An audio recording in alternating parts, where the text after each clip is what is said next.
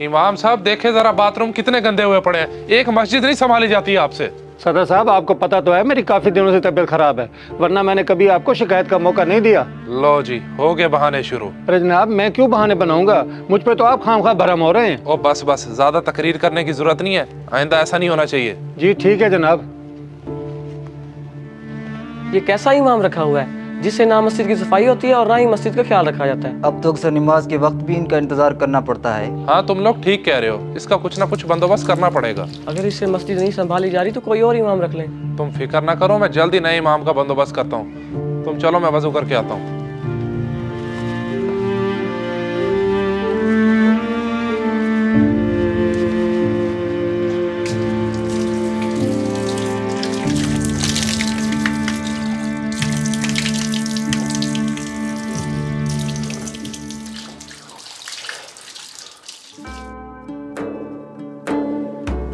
अल्लाहु अकबर, अल्लाहु अकबर, समीउल्लाहु लिमन हमिदा, अल्लाहु अकबर। अस्सलामु अलैकुम वरहमतुल्लाह, अस्सलामु अलैकुम वरहमतुल्लाह।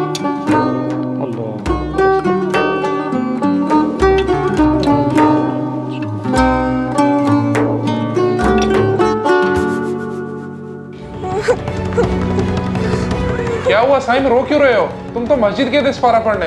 बस भाई आज के बाद मैं दोबारा पढ़ने नहीं जाऊंगा। कारी साहब ने कुछ बोला है? अगर कुछ कहा तो मुझे बताओ, मैं अभी जाके बात करता हूँ। हाँ जी, कारी साहब ने मारा है। लेकिन शहदेव, कारी साहब तो बच्चों को नहीं मारते, जरूरी से कोई गलत फहमी हुई है। तुम कहना क्या चाहती हो? मेरा भाई झूठ बोल रहा है? हालत तो देखो, रो रो के बुरा हाल हो गया उसका। अरे नहीं नहीं, मैं तो वैसे ही कह रहा था। चुप करो तुम, तुम्हें किसी बात का नहीं पता। चलो मेरे साथ चल के कारी साहब से बात करते हैं।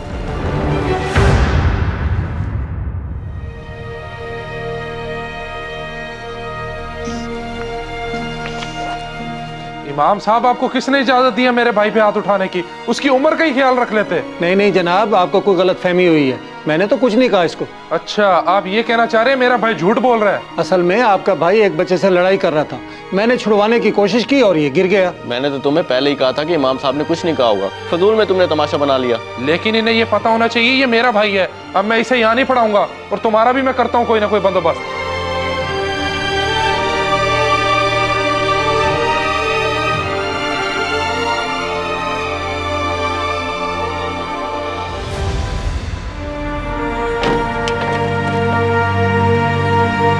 ये लो सदर साहब मस्जिद की चाबी, मैं मस्जिद छोड़ रहा हूँ। लो जी, ये भी अब कोई तरीका होगा तनख्वाह बढ़ाने का।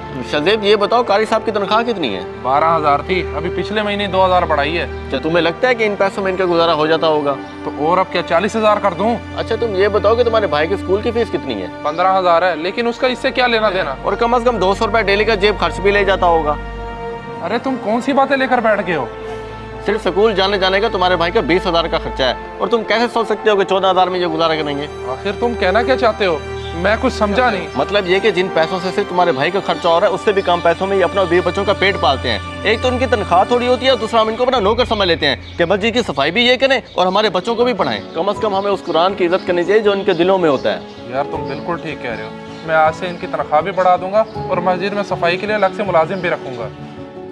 हमें ये बिल्कुल जेब नहीं देता कि जिसको इमाम बनाएं और जिसके पीछे नमाज पढ़ें उसके साथ ये मुलाजमों वाला सलूक करें, बल्कि हमें इनकी दिल से इज्जत करनी चाहिए।